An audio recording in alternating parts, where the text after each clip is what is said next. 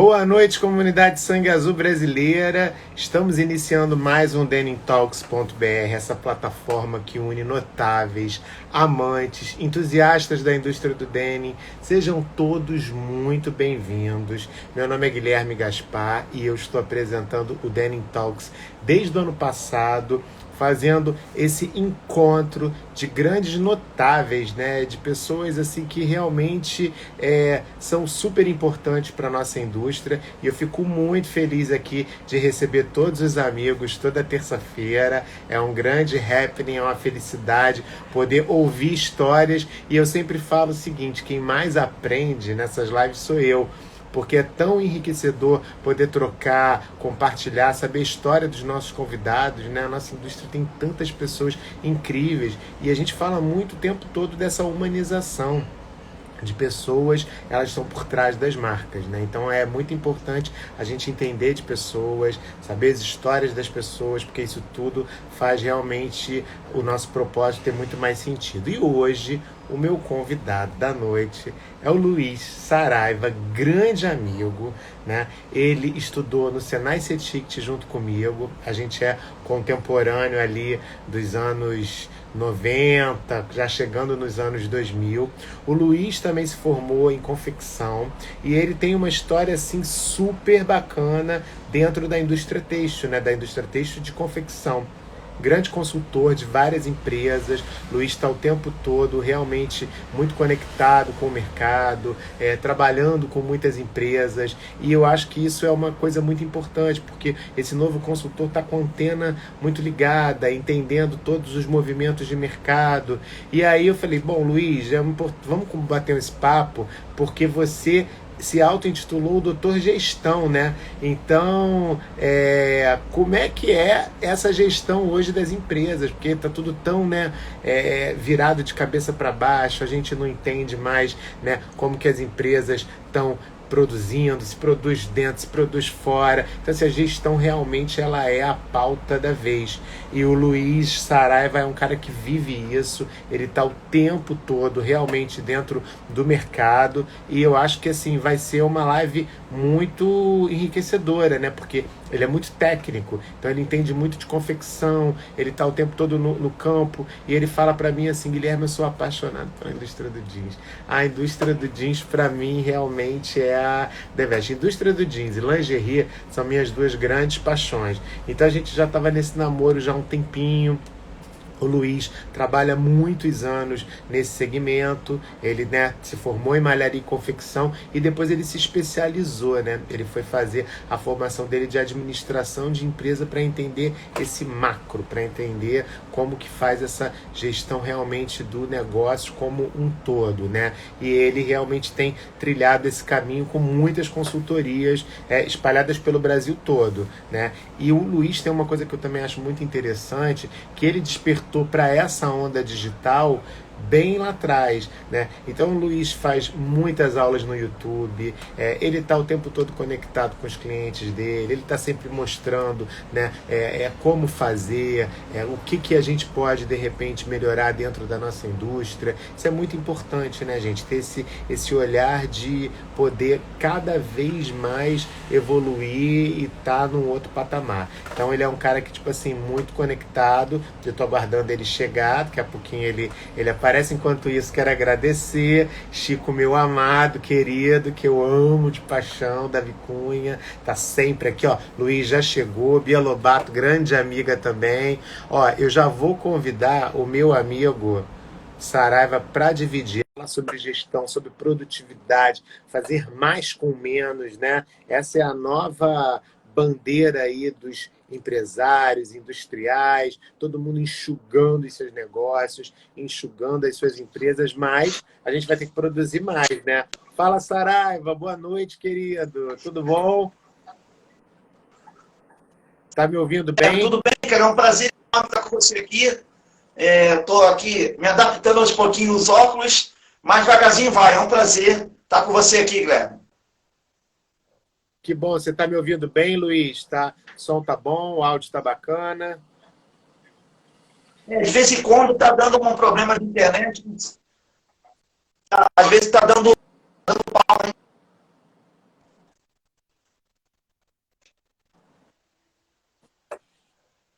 Entendi. Vamos lá, Luiz. Seguinte, estou aqui, já fiz as honras da casa. Já fiz as honras da casa para os nossos amigos, já falei um pouco de você, já dei algum spoiler do nosso querido Senai CETICT, você se formou em administração, mas nada como você se apresentar, né? Contar um pouco da sua história, como que você, adolescente, foi parar no Senai CETICT para estudar. Você foi malharia e confecção, certo? Entrei no CETICT, eu estou aproveitando fazendo os convites aqui, já não tinha mais o que fazer. Eu tinha que fazer alguma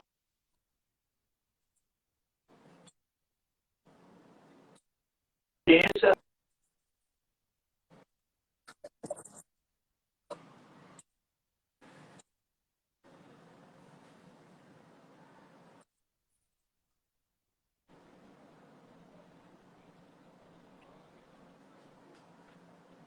Tá falhando a internet, vou tentar trocar. Você vai trocar, Luiz? Não, a sua também está pipocando. Para você, você tá pipocando para mim. Eu também estou pipocando para você? Sim, tá um pouco. Deixa eu tentar trocar. Eu tenho internet aqui, deixa eu tentar. Tá falando aqui, Edu tá falando, tá ruim a conexão, que a tua conexão tá. A gente não tá conseguindo te ver, né? Tá tipo. Picotando. Verônica também falou que tá picotando. Mas vamos lá. Luiz, aí eu tava fazendo as honras da casa e tava contando aqui que você, né? Como eu também, nos formamos no nosso amado Senai CETICT, que a tua história é uma história de campo, né, que você o tempo todo realmente trabalhou em muitas confecções, em muitas empresas, até hoje, né, é um grande consultor. Então eu queria que você contasse para a galera aí, para os nossos amigos. Agora tá boa, Luiz, agora limpou. E aí, tá legal agora? Perfeito, show de bola. Agora tá, Então, tá limpo. eu tenho duas internet, tem que pagar duas, né? Mas vamos lá, vamos embora. Vamos tocar o barco. E aí eu tô dando, né? Então, pessoal, é um prazer enorme estar com você. É um prazer enorme estar com todo mundo aqui. Vamos ver se o óculos aqui, ele contribui, né? Porque a idade vai chegando e para chegar perto se torna um pouquinho complicado. Mas vamos que vamos, né? Importante é o resultado. Né? Eu estou nessa carreira aí maravilhosa que eu amo há mais de 20 anos, mais precisamente 23 anos. Como é que tudo começou? Eu jogava bola, né, lá no CETICT, lá na época do Flavinho, e gostava de praticar um esporte lá. E sempre gostei de futebol e não fui profissional porque a vida não quis, né? Então bati um papo lá e fiquei amigo da galera. E nessa época eu já trabalhava, gerenciei alguns clubes, né? Gerenciei alguns clubes e também gerenciei mercado, né? Eu sempre tive essa queda para a gestão. Então eu falei, caramba, o CETIC realmente é algo inovador. Isso 1993, né? Falei, caraca, o CETIC aí, aquela época, a galera toda de vários estados, né? Esse envolvimento de alunos de tudo quanto é estado e que se tornou muito apaixonante. Falei, cara, algo diferente. Aí eu comecei a entender como é que funcionava. O Flávio, que era parente do famoso Batatinha de Educação Física, ele me ajudou muito, contribuiu. Não, você tem que me estudar aqui. Resumindo a história, fiquei tão apaixonado, depois de 2 anos, falei, prestei o vestibular e tive a grata surpresa de passar no vestibular e começou toda a minha história com o CETIC. Nessa época, eu gerenciava um clube, né? Já tinha esse caminho da tendência de gestão, gerenciava um clube e antes do clube eu saí do mercado para poder juntar dinheiro para estudar, estava muito tempo sem estudar, aí tinha uma moça na rua que dava aula, enfim.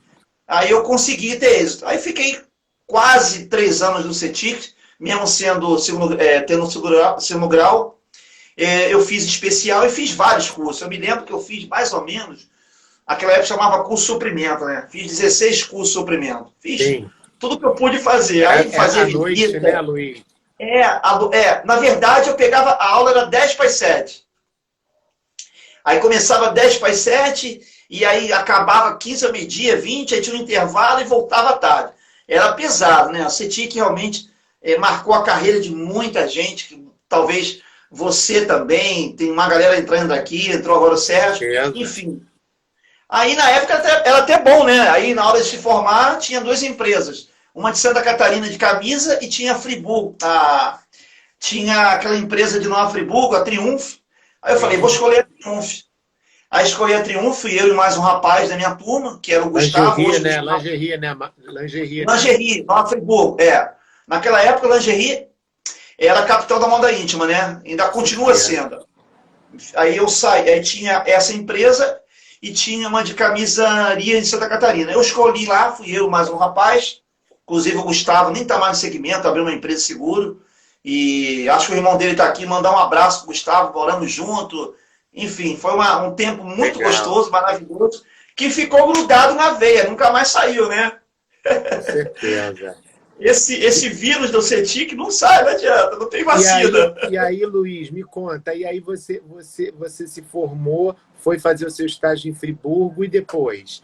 E aí você ficou efetivado? Não, eu saí... O que aconteceu depois dessa entrada na indústria de fato, né? Eu saí de lá, eu quis ficar lá porque já tinha uma proposta. Eu frequentava uma igreja, tinha um empresário, precisava de um cara para comandar a empresa dele, lá em Conselheiro Paulino, lembro agora. Aí fui gerenciar essa empresa dele de lingerie, aí conheci um cara chamado Joaquim, depois fiquei 1 ano nessa empresa, aí conheci o tal do Joaquim, um cara que é do mercado há muitos anos, não sei se data ainda, aí viajei para alguns estados com ele, trabalhei muito em consultoria, aí depois saí consultoria, aí o mundo foi meu, né? Fui gerente da Moda Mania, fui gerente da Líder Magazine, o Magazan, que a gente fazia todo o trabalho de corte e era tudo facção. Enfim, cara, Rige, fui gerente também da Rige, mais qual empresa? Empresas, né, Luiz? A Rige é moda praia, que nem tem mais no mercado. A Líder Magazine hoje, depois de 2 anos lá, na época foi 2007, eu saí em 2009, 2010, eles resolveram fazer todo o trabalho de terceirização dos contêineres, fecharam a fábrica e resolveram comprar contêineres fechados e tiveram muitos problemas. Então, aí depois eu saí, antes disso trabalhei na Moda Mania, que hoje não existe mais, não sei se você você lembra da Moda Mania? Eu conheço. Nos anos 2000 ela era forte, era uma marca que estava presente em todos os grandes shoppings aqui do Rio. O Johnny tinha várias lojas, o Johnny eu acho que deve estar com 2 lojas ainda. Aí, cara, trabalhei também com jeans, que me apaixonei por jeans, trabalhei ali na Lopes Trovão, com jeans. Pô, cara, trabalhei em Minas também, fui fazer consultoria, o cara gostou de mim, não quero te contratar, a grana era muito boa. Foi aonde, cara? Foi Juiz de Fora, empresa muito grande. Fiquei lá também um período. Aí nasceu essa paixão da indústria do vestuário e jeans, né? Tem a Bia aqui, ó, a Bia Rodrigues, uma menina também que é apaixonada por jeans, cara. Você precisa conhecer ela depois. Então, vamos nos conectar, com certeza. Sim, e foi muito legal esse movimento de todo o segmento da indústria. Eu trabalhei com tudo quanto tipo de produto. Só não trabalhei, se eu não me engano, com chapéu. Aí viajei o Brasil todo com consultoria e também gerenciando algumas empresas, como eu falei para você, em alguns estados. Aí, mais tarde, depois de formado no CETIC, voltei. Hein, Luiz? Poxa, é uma experiência muito enriquecedora, né? Trabalhar na consultoria, você poder, né, viver várias realidades, várias empresas, né? Cada negócio tem uma história e opera de uma forma diferente. Então, isso aí, acho que nós, como profissionais, só saímos com mais bagagem, né, não? É verdade, é verdade. Eu escolhi para minha carreira, Guilherme, trabalhar com vários segmentos, tá? E também escolhi para minha carreira ter uma visão holística de toda uma empresa, tá? Hoje você conta no dedo alguns profissionais que estão no mercado. Claro que existe, mas você conta no dedo.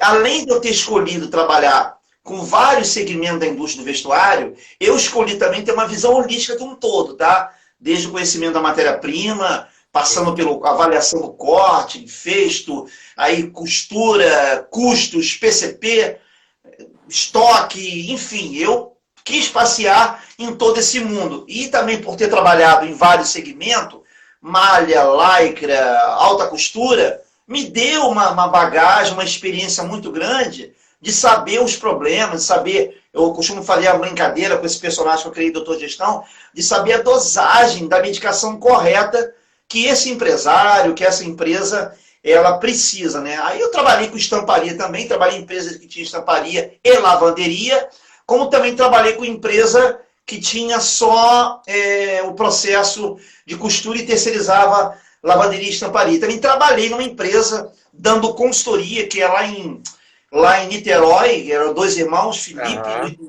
Felipe e Henrique, não me lembro agora, dando consultoria na lavanderia dele. Então eu quis passear não só em vários tipos de produto, como os segmentos, né? Facção, lavanderia, estamparia, para ter um norte de todo. Porque hoje em dia, o que eu Vamos escrever enxergo? esse livro, hein? Nós vamos escrever esse Eu livro comecei já porque comecei.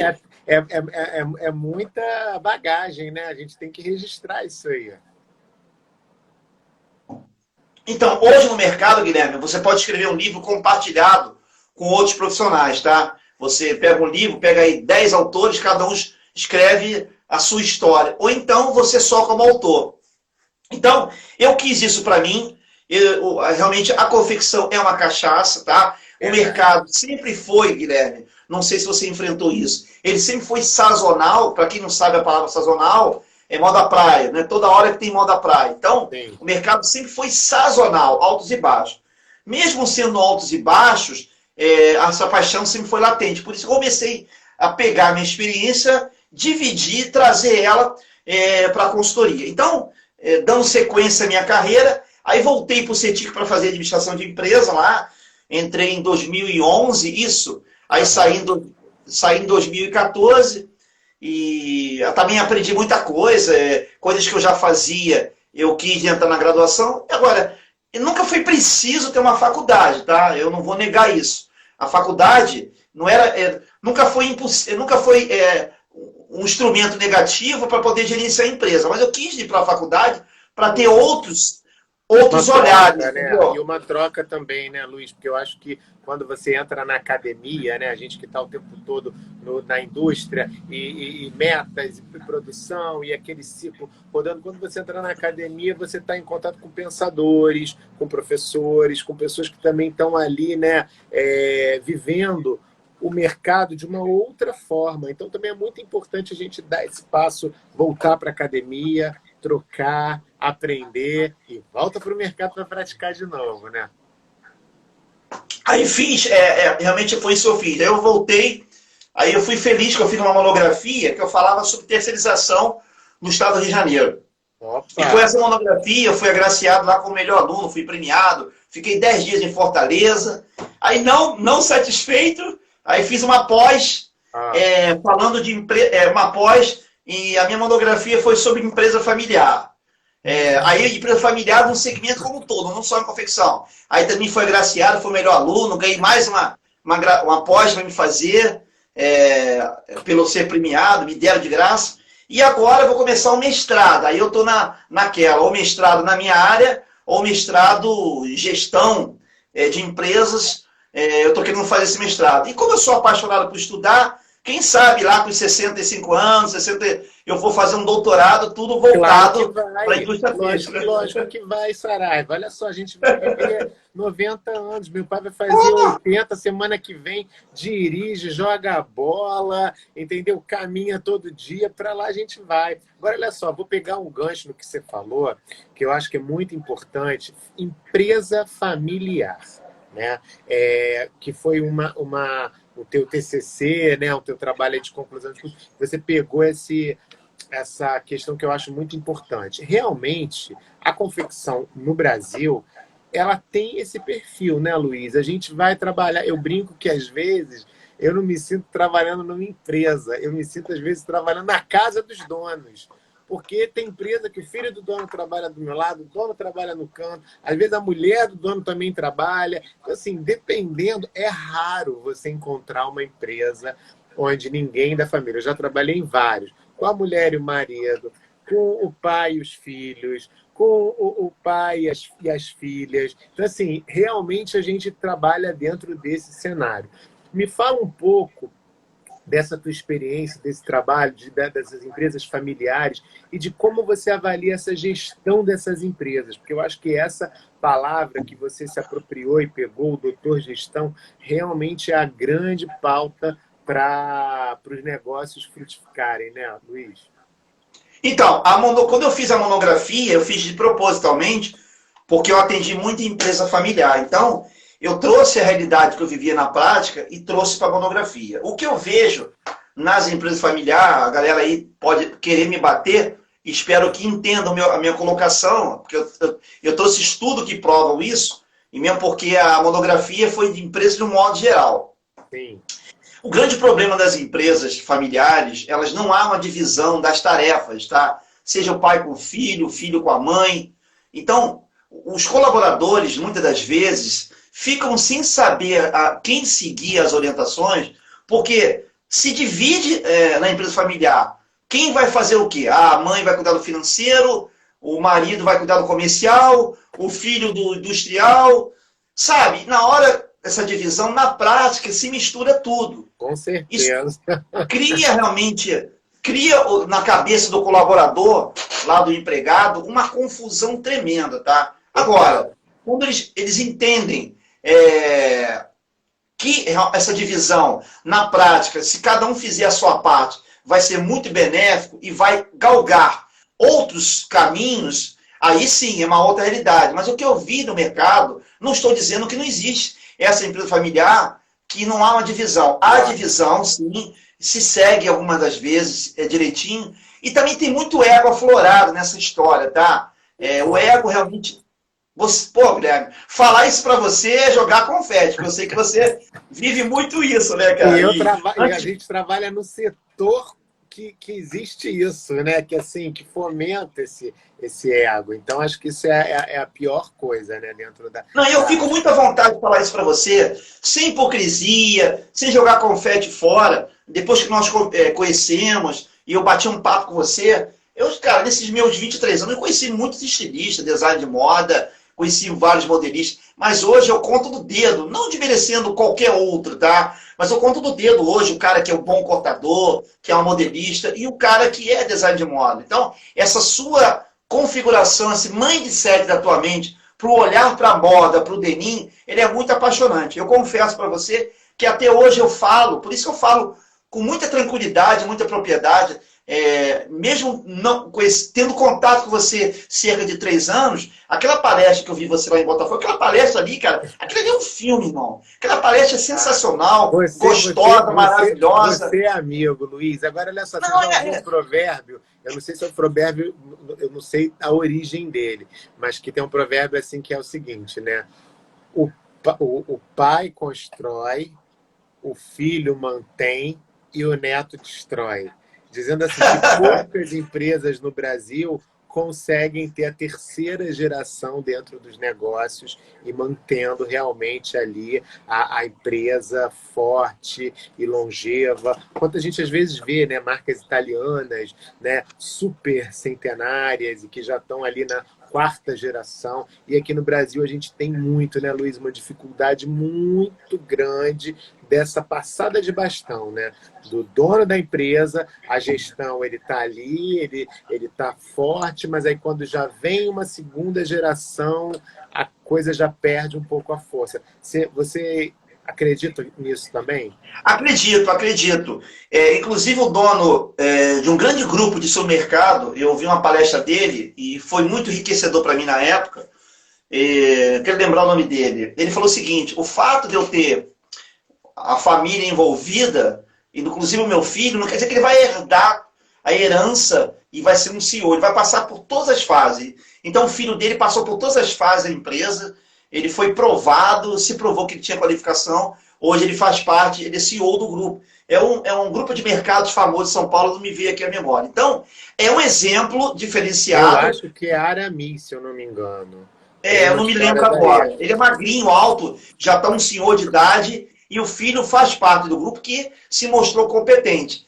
E não tem nada contra a empresa familiar. Agora, o ego é muito aflorado, realmente não há uma divisão das tarefas, não se faz lá o famoso, tão simples isso, jogar confete fora, não se faz lá missão, visão e valor. Qual é a missão da empresa? Qual é a visão? Quais são os valores? Não importa o tamanho da empresa, tá bom? E não existe o organograma, tá? Quem está na pirâmide? Quem são os familiares? O que eles vão fazer?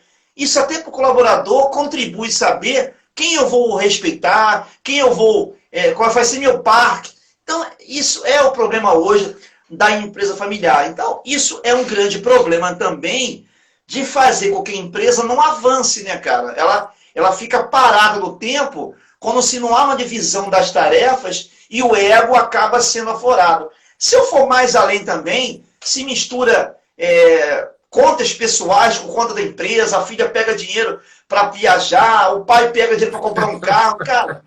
Não, mas infelizmente é essa a história. Agora, não estou dizendo aqui que não existe, porque eu já atendi empresas, tem pessoas aqui que eu já atendi, se eu não me engano, é empresa familiar, e lá se segue uma hierarquia, uma divisão. Mas eu não posso deixar... O que você falou é perfeito, Luiz, porque eu vejo o seguinte, essa divisão de regras, essa função, ela tem que ser clara para a família e para a gente que é funcionário também, né? Então, assim, não é porque é a mulher do dono ou é porque é a mãe dele que trabalha dali que ela pode se envolver em todas as áreas. Então, é muito importante que ela tenha uma área sua para poder liderar, para poder comandar, para poder fazer. Óbvio, ela é o olhar do dono, mas ela está executando uma função ali. Agora, quando eu acho que os donos ficam transitando em todas as áreas, eu acho que isso é muito prejudicial e a empresa não vira uma chave de um negócio assim profissional, sabe? Acho que esse é você falou uma coisa muito importante. Fechar ali o cerco, ter uma área própria, que isso faz muita diferença. Então, a Bia aqui, que eu te falei, ela tem menos tempo que você formada, eu não sei se ela soube O Evandro do Espírito Santo falou assim, ainda botar a filha no outdoor, tá vendo? Então é uma mistura muito grande da marca, a filha vai ser a garota propaganda do negócio, a filha vai, sabe? Não é por aí, né?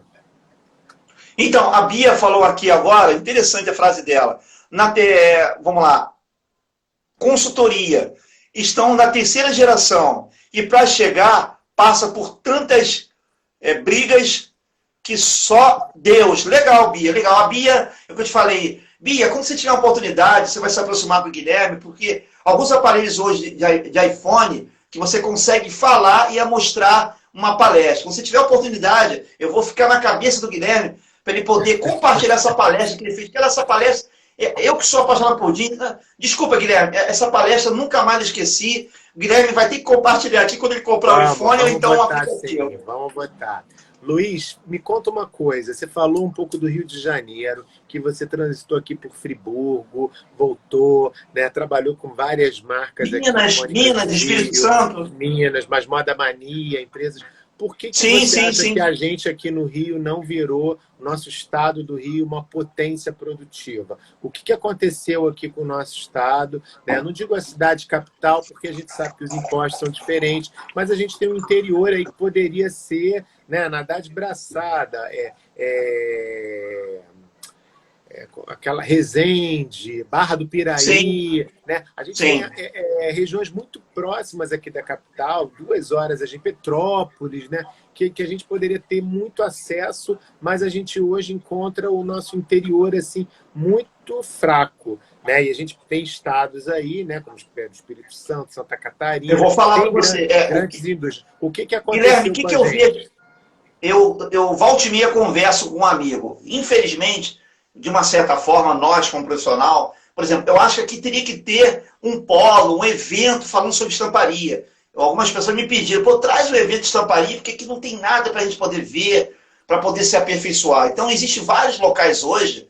Eu vi você outro dia falando de um hotel, como que você podia fazer uma feira. Eu gostei de como você falou. Essas sacadas, cara, que nós, o Guilherme, o Luiz Roberto, tem que trazer. Agora, há que se diga, infelizmente, o Rio de Janeiro e alguns municípios, cara, eu não enxergo mais confecção na sua capacidade de poder gerir isso, tá? Tudo é gestão. Agora, você vai para São Paulo, capital, interior, você vai para Minas, cara, você vai para Pernambuco, você vai para vários estados, cara, os caras têm uma outra forma de enxergar o mercado e são extremamente mais profissionais, Guilherme. Infelizmente, o Rio precisa aprender com esses estados, inclusive com São Paulo, capital e interior. Não estou dizendo para você aqui que o Rio realmente não existe a lei do retorno de... Mas parece que não há interesse, cara. A mão de obra ela está cada vez mais escassa. O Senai CETIC, infelizmente, se acabou, só posso dizer que se acabou. Eu acho que o Senai é uma instituição que era para pegar esse buraco, esse leque, para trazer, treinar profissionais, e o Sistema S não está fazendo isso. Aí entra na história quem? O Guilherme, o Luiz Roberto, para trazer esses eventos, cara, de moda, botar na cabeça dos caras, fazer um fórum entre a gente de moda, se reunir em algum lugar, se reunir pelo YouTube, pelo Instagram e fomentar, cara. Porque o mercado do Rio de Janeiro, em algumas cidades, realmente deixa muito a desejar. Agora, infelizmente, tudo isso é questão, é desejo de querer fazer acontecer, é desejo de ter uma empresa mais profissional, de querer se qualificar mais, de ter o Guilherme lá para poder ajudar nas coleções, de Mas, ter o Luiz, Ciclano, o Beltrano. tira uma dúvida minha, mas quando eu me lembro, né, quando eu era estilista do Cantão, isso aí dos anos 2000 e pouco, por exemplo, São Gonçalo era um polo fortíssimo. A gente tinha muitas empresas em São Gonçalo que produziam jeans, né, grandes empresas com um parque fabril bacana, e de repente isso acabou. Né? A gente não tem mais empresa realmente. A Barra do Piraí, a mesma coisa, são grandes empresas. Então, agora, eu não consigo entender. Tem até a nossa amiga que falou de Angra, né? A gente tem estados, né, aqui, cidades no Rio, pobres, né, que precisariam ter investimento de grandes indústrias, e a coisa não aconteceu e hoje não tem nada que substituiu. Então, assim, eu queria entender de você o que você acha que faltou, o que está acontecendo. E porque você falou que lá fora do Rio, né, em outros estados, a coisa girou. Né? Existem polos fortes. Por que a gente perdeu essa importância? Você foi uma Então, questão de emprego? existe a alíquota, né, que ela diminuiu consideravelmente. Do Cabral para cá, houve muito problema de envolvimento realmente de corrupção, e se viu aí os governadores presos, mas também não houve uma resposta. Não há um grupo de empresários carioca que se reúnam, não tem um representante na Câmara de Deputados. Tinha um que era do Verde, que se envolveu com coisa errada também. Foi inclusive ele que trouxe uma alíquota menor. Eu quero lembrar o nome dele, André alguma coisa, André Partido Correia. Verde. André Correia. André Correia, ele que trouxe a alíquota, mas se envolveu depois com coisa errada. Então não existe um fórum, um grupo de empresários para fazer essa morte da indústria brasileira carioca reerguer. Agora, eu vejo isso do Cabral para cá. Isso nunca foi assim. Você falou aí de grandes empresas de jeans, de São João de Meriti, de São Gonçalo, a própria Moda Íntima em Friburgo já foi muito grande. Se falar aqui em Petrópolis ainda sobrevive, tá, a esse mundo, mas falta realmente a união dos empresários, capacitação de profissionais, como eu falei, não só o profissional de mão de obra direta, mas de mão de obra indireta. O gerente, supervisor, você não tem mais gente no mercado, cara. E também aquela história que eu sempre falo, né, em algumas lives e alguns vídeos, o empresário precisa entender, para ter um resultado melhor na gestão, no planejamento, na produtividade, que é mais ou menos o foco da nossa live, querer dividir o bolo. Então, culpa muito também do empresário. Agora, Luiz, uma coisa que eu percebo, por exemplo, nas minhas viagens, né, para Minas, Espírito Santo, que você entra em algumas cidades onde o comércio é fraco, né, porque a cidade não tem tanto emprego, homem na máquina, em todos os aparelhos, muitos jovens, a molecada de 19, 20 anos costurando, homem e mulher, não tem essa coisa de só senhorazinhas, né? Ali, não, tem muito jovem, por quê? Não tem emprego na cidade. Então, assim, é melhor trabalhar dentro da confecção. Você vai ter premiação, você vai ter 13º, se a célula bater, prêmio ganha todo mundo, né? Você vai ser ali associado ao SESI. Então, assim, é muito melhor ele trabalhar dentro de uma confecção do que ele trabalhar dentro do comércio. Agora, a sensação que eu tenho às vezes aqui no Rio é que o varejo, né, tipo, tem tantos empregos que a costureira, a galera fala assim, cara, eu não vou trabalhar, prefiro ir para o shopping, entendeu? Eu prefiro fazer outra coisa do que ficar aqui trabalhando de segunda a sábado, né? De 7 da manhã às 6 da tarde, às 5 da tarde. Então, também acho que a mão de obra também se perdeu um pouco, não? Sim, se perdeu um pouco. Se perdeu um pouco também, foi o que eu falei, não existia treinamento dessa mão de obra, a famosa escolinha que dá muito certo. É necessário que tenha esse tipo que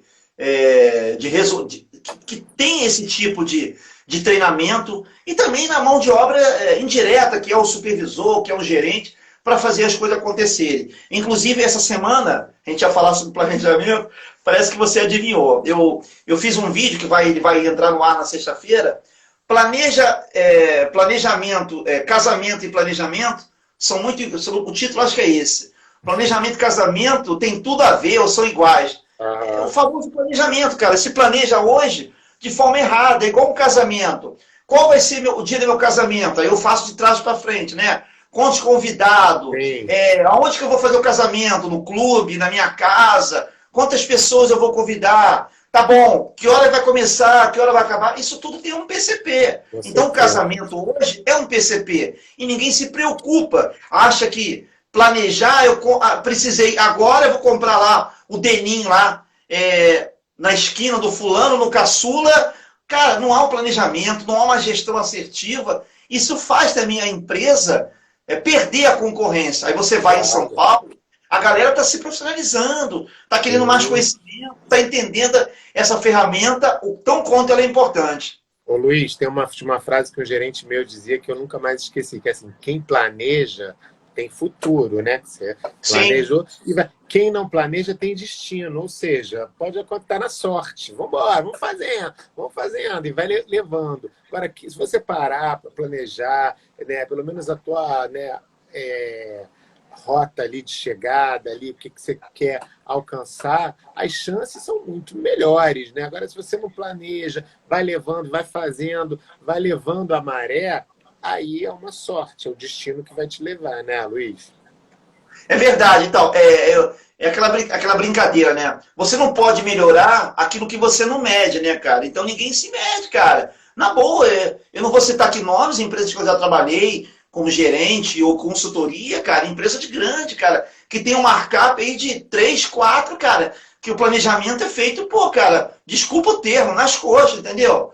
Não sabe. Aí tem aquelas famosas datas festivas, cara. Se planeja faltando um mês, cara. Não acompanha a coleção, não acompanha o desenvolvimento. Você falou, eu vi outro dia um material na sua rede social. Cara, o desenvolvimento hoje, a engenharia do produto é extremamente importante, cara. De saber qual aparelho que eu vou usar, qual é a linha, como é que vai ficar a lavagem. Cara, a engenharia do produto, para quem não sabe, você também pode discorrer também desse assunto, Guilherme. Cara, a engenharia do produto, cara, é onde está a criança, cara, na maternidade lá, na incubadora. Ali você trata tudo dela, para quando ela sair não tenha problema, mas ninguém se importa com esse setor tão importante que é a engenharia do produto, né, cara? Fundamental. Agora, o que eu percebo, Luiz, é o seguinte, no nosso ramo, você abrir uma empresa, abrir uma confecção, todos nós sabemos que é um setor extremamente complexo, mas ele é mais fácil do que outras áreas. Então, vamos lá. Sim. Né?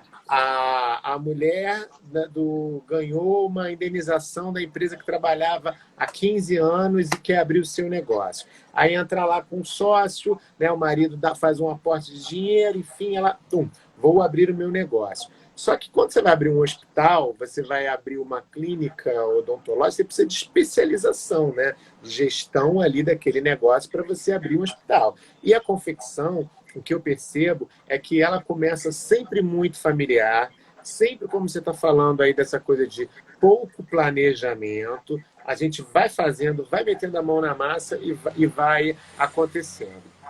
Eu queria te fazer uma pergunta. Contribuindo com o teu raciocínio, eu falo mais um parecido que você falou.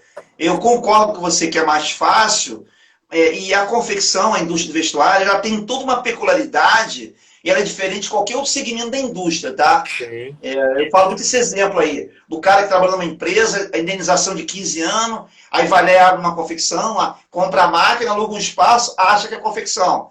Aí o cara vai infestar, tem problema, contrata fulano, mas ele não entende como é que o cara está fazendo, não sabe quanto é que se paga lá o profissional, o famoso planejamento. Então, tem uma série de fatores, órgãos que cuidam disso, né? O Sebrae, que, de uma certa forma, ele é engessado em algumas áreas, mas é um setor de referência. Ele diz que nos 5 primeiros anos, cara, entre 2, se eu não me engano, a 4 anos, o índice de mortalidade das empresas é muito grande. Por quê?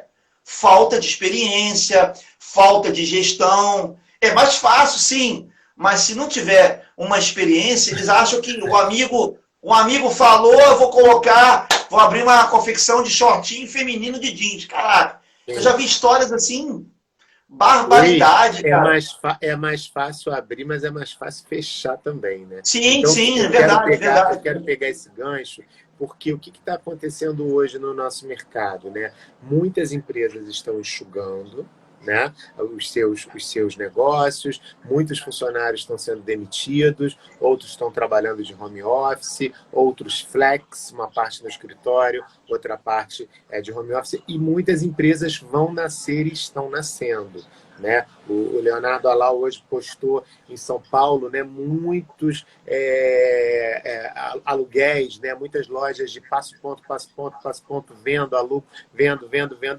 Então isso vai acontecer uma grande mudança também, porque muitas marcas que são nativas digitais vão conseguir ter, de fato, o seu primeiro ponto físico. Então, vai ter, as redes vão diminuir um pouco as suas lojas, Sim. Mas as marcas independentes hoje, que só trabalham, por exemplo, no e-commerce, vão ter uma loja física. Fala um pouco para essa galera que pensa hoje em abrir uma confecção, que está iniciando o seu negócio, que tem vontade, né, de ter pelo menos um grupo para fazer o seu desenvolvimento, a sua piloto, porque é muito também complexo você não ter estrutura nenhuma, muitas vezes, né, Luiz? Corta não sei aonde, vai costurar não sei aonde, pega dali. Então, assim, às vezes um básico para um negócio, né, para uma marca, é fundamental. Então, quais seriam as principais dicas que você daria para essa turma que está querendo empreender, abrindo a sua confecção? Já tem a minha marca, a marca já existe, eu quero abrir uma marca, mas abrir uma confecção também.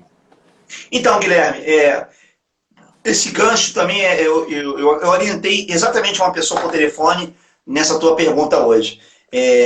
Em alguns estados da federação, no Rio não é diferente, você vê, por exemplo, muita farmácia uma da outra e muita loja de material de construção. Primeiro que não há uma pesquisa de público-alvo para saber quem é meu cliente, quanto que ele vai comprar, qual é a renda per capita dele. Então se abre, porque acha que ali, achou, mas não há pesquisa, tá, de público-alvo, não há pesquisa daquele bairro ali, qual é o volume de pessoas que vão poder comprar da minha farmácia ou na minha loja de ferragem. Então, se envolve muito capital sem a experiência de uma pesquisa de mercado antes. Para quem está querendo abrir uma confecção, ou seja, uma estamparia, uma lavanderia, eu vou repetir o que eu vim falando desde o início da pandemia. A mão de obra direta, por causa dos encargos sociais, elas precisam diminuir bastante. Na verdade, o custo de uma empresa, ela diminui em 2 setores, tá? No custo fixo ou na mão de obra indireta. O que é isso? Aquilo que eu gasto todo mês, tentar dar uma reduzida, uma avaliada, e também eu tenho um supervisor, um gerente, é isso que faz a empresa ter realmente um custo final para colocar no produto muito alto. Porém, todavia, se enganam que se eu diminuir a costureira, alguém do acabamento, trocar a matéria-prima por um valor menor, isso vai dar um resultado final do produto. Não vai, isso é mentira. Mas também, todavia, se eu puder baixar o custo de mão de obra direto e partir para a terceirização, nesse período da pandemia, a terceirização, seja qual for, ela cresceu bastante. O que eu defendo, e tem sido muito latente isso, é o famoso birô. É tão antigo, mas tão atual. O que é esse birô? Eu tenho uma mesa de corte de 8 metros, de comprimento com 2 de largura, ter aquelas máquinas, tá? Que eu consiga nessas máquinas fazer todo o trabalho de desenvolvimento que tem que ser, qual é a Sim. agulha que eu vou usar, qual é a linha, qual é o aparelho, e ter um estoque, tá? Seja eu trabalhando com, se eu trabalhar com atacado ou varejo, não importa, o estoque. Nessa brincadeira, você vai ter o cortador e também o cortador e a modelista que vai desenvolver a modelagem, junto com o dono da empresa, com o empreendedor que tiver experiência, ou contratar alguém no mercado para fazer a coleção, você vai trabalhar com o freelancer, a modelista e o cortador. Já essa pilotista, para quem não sabe, que trabalha em todas as máquinas, montando a peça, e o estoquista, você vai contratar como empregado. Com isso, cara, você tem resultados maravilhosos. Agora, é claro, existe toda uma regra para você acompanhar para quem você está mandando, tá? Ninguém está dizendo aqui que é fácil, mas é um caminho muito interessante, tá?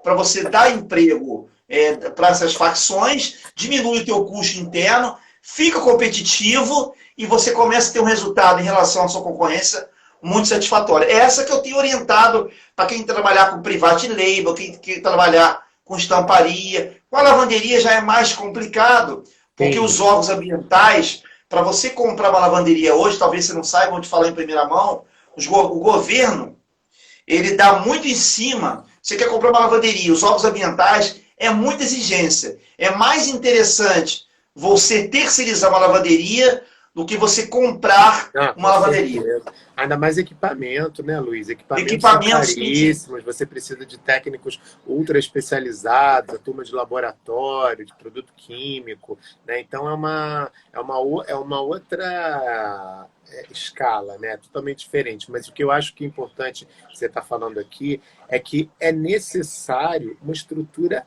mínima, né, Luiz? Tem que ter aí, que você falou, o birô, ou o ateliê, que muita gente chama, o estúdio, né? Os nomes variam de temporada, né? Ah, eu tenho meu estúdio, né? Eu tenho meu birô, eu tenho a minha oficina, mas é fundamental ter um time básico, né, Luiz? Para pelo menos você conseguir ter o acesso a pilotar e ter o controle das suas pilotos, porque aí pelo menos você vai mandar para a sua facção um produto já totalmente aprovado, lacrado, e para poder, né, só seguir. Então, a galera, quando fala em direito do produto, é claro que em empresa grande, você vai ter uma estrutura de você fazer um planejamento, de ter, por exemplo, um monstruário, que você vai desenvolver aquela peça, o aparelho, a linha, os piques, as bitolas. Ali você desenvolve 20 peças. Antes de você entrar para a produção, tudo que tiver com problema ali você vai ver. Agora, você pode fazer o birô também, como você falou, né? A modelista fazendo a modelagem, o cortador cortando, o estoquista controla tudo isso, né? Isso é muito interessante. Agora, é claro, é essencial você controlar essa pilotagem. E quem trabalha com private label, então, melhor ainda. O cara desenvolve todo o trabalho de pilotagem, porque private label, para quem não sabe, eu vou contratar uma empresa que vai desenvolver tudo para mim. O tecido eu negocio, chama de crossback, ou então a empresa me dá o tecido, e eu posso depois terceirizar isso. Eu abaixo consideravelmente o custo disso tudo, né, Guilherme? Eu acredito muito nesse modelo que você falou, tá?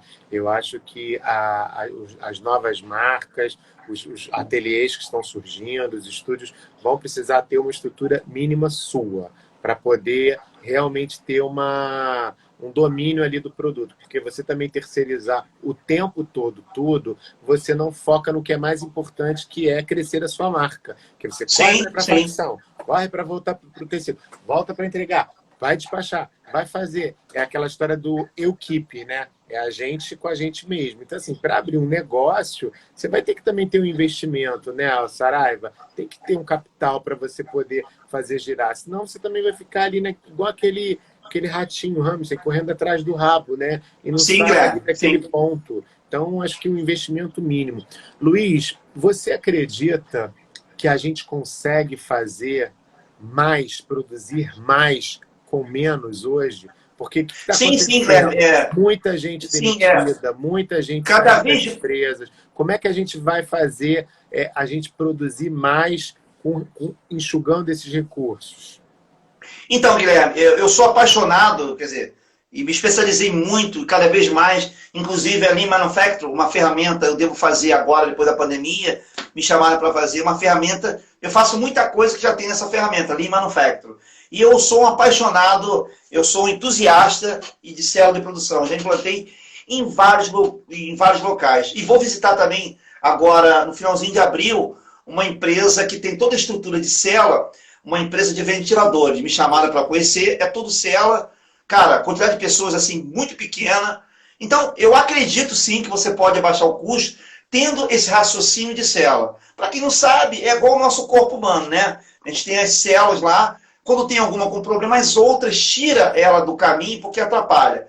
A célula nada mais que é muito satisfatória, industrialmente falando, na produção, porque você balanceia a sua linha, você tem menos pessoas, mais máquina. Aí você precisa ter polivalência, o empresário comprar a ideia de transformar isso, pagar uma premiação. O empresário, como eu falei no início da live, ele é um grande culpado também de você não ter resultado satisfatório na empresa em desrespeito à produtividade, porque a hora que ele entender, se ele dividir o bolo, todo mundo vai ficar satisfeito e a maneira de gerir a empresa, ela muda, tá?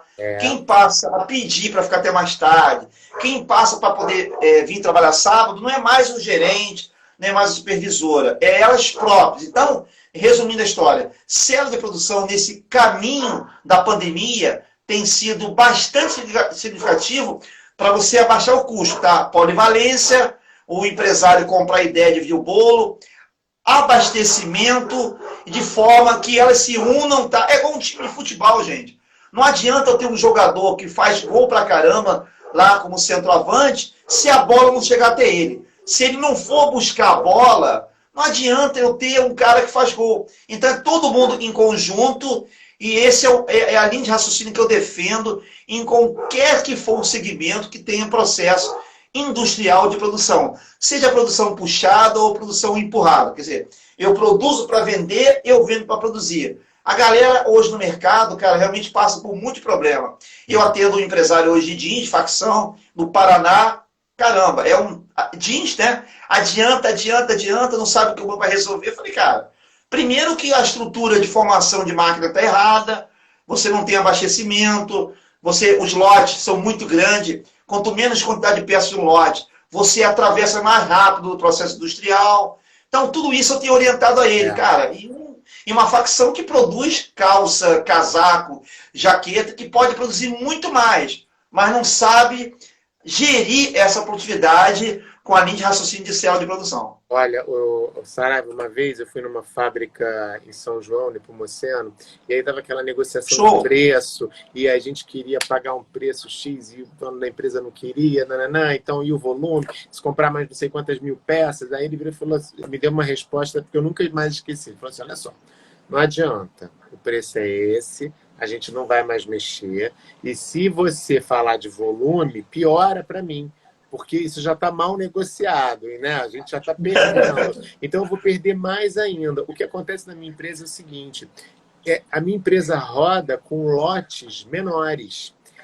Quando eu trabalho com lotes muito grandes e que ela fica assim, quase que semanas inteiras produzindo o mesmo tipo de produto, cai o rendimento, porque fica aquela coisa monótona, morosa. Sim. Todo dia ela está costurando aquela mesma operação.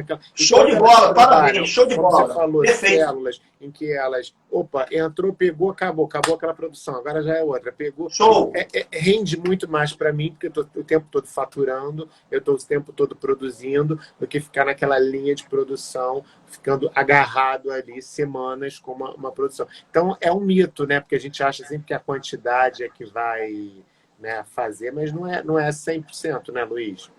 Então, você falou tudo que eu queria falar. Existe alguns calcanhares de Aquiles, tá? Que é o custo da empresa, não sabe se fazer o custo de forma correta, se perde muito dinheiro, aí depois tem um planejamento. Se você não planejar, cara, igual um casamento, você tende a quebrar e a sair do mercado. E a outra é um grande calcanhar de Aquiles, é a produtividade. A maioria, desculpa falar isso, todas que eu visito, que eu já conheci, é o tal do adiantar. Adianta.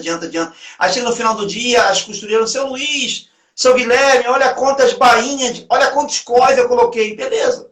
Quantas peças tem? Não tem uma peça pronta, então não adianta adiantar.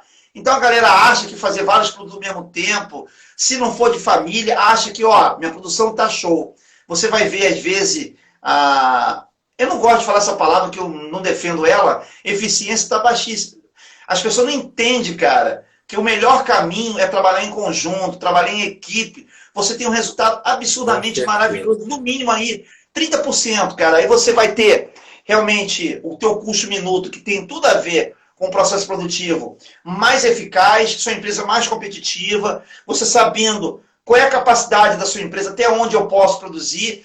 Foi o que você falou, com a variedade de modelos, não criando aquela coisa monótona. Chega uma hora que a costureira fica cansada, vê aquela calça para depósito o dia todo, a semana toda, e nego não se toca com isso. Com certeza. Luiz, olha só, estamos chegando nos nossos minutos finais. Eu deixo a palavra aqui com você, para você incentivar todos esses nossos amigos, essa galera que está, né, passando por uma dificuldade tão grande que está no nosso segmento, mas que a gente não pode, né, nunca deixar de perseverar e acreditar. Então, ó, a palavra é sua para você finalizar a nossa grande live. Guilherme, vou ser repetitivo, ser chato. Eu tenho um carinho danado, a Bia, que eu conheci também, tem uma pegada pro jeans, tem 15 anos no mercado, e tem uma pegada muito legal, a carreira dela foi muito fora do Rio de Janeiro. Agora, quando eu te conheci lá, a gente conversando lá no CETIC, e vi aquela tua palestra, realmente eu passei a ter um carinho muito grande, porque eu sou apaixonado por 3 segmentos da indústria: lingerie, moda praia e jeans, cara. Jeans eu sou apaixonado, irmão. Sou apaixonado. E eu até brinco, né? Industrialmente falando, o padre fica desempregado, né? Tem aquele casamento de frente com o traseiro.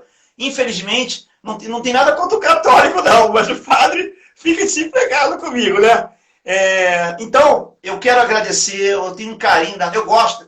Cara, você é um cara simpático, é um cara boa pinta, é um cara de família. Isso, obrigado. Pô, e apaixonado por que você faz, eu sou seu fã. Não é porque você me chamou, tudo que você faz eu fico ligado. Cara, é um prazer enorme estar aqui. Houve bastante gente interagindo, é sinal, o carinho e respeito que eles têm por você. E o conselho que eu dou para a gente finalizar é o seguinte: a pandemia, antes da pandemia, você já tinha que ter realmente um mindset diferente. Com a pandemia, não há mais espaço do amadorismo, tá? Verdade. Ou você entende, se você não realmente souber gerir a sua empresa, o teu adversário, o que está do seu lado, vai te engolir.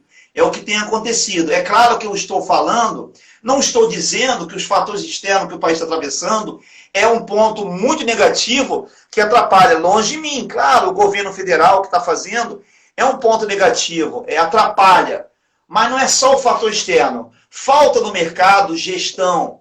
Gestão de como você gerir a sua marca, de como você gerir a sua coleção, de como você gerir o seu planejamento e de como você gerir o teu custo e a sua produtividade. O amadorismo faz você realmente ficar parado e vem o concorrente e te engole. Então a gente trouxe a alternativa, Guilherme trouxe um olhar também muito parecido com o meu, voltado para o birô.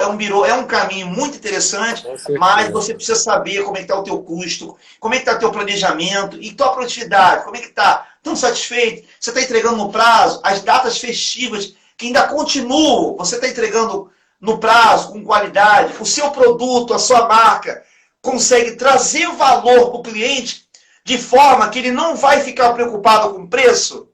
Com certeza, Luiz. O cliente, olha só, foi perfeito as colocações. Eu vou precisar encerrar aqui, senão a gente vai acabar derrubando. Eu quero salvar a sua live. Obrigado, tá? Pela tua... Um abraço, Guilherme. Obrigado a todos. Obrigado aos amigos todos que estiveram aqui presentes. Vou salvar aqui para a gente deixar aqui para os amigos que não puderam assistir agora, assistirem depois. E vai ter muito mais Saraiva, tá bom? Obrigado, Luiz. Abraço. Um abraço. Muito obrigado, Guilherme. Forte abraço. Tchau. Obrigado a todos.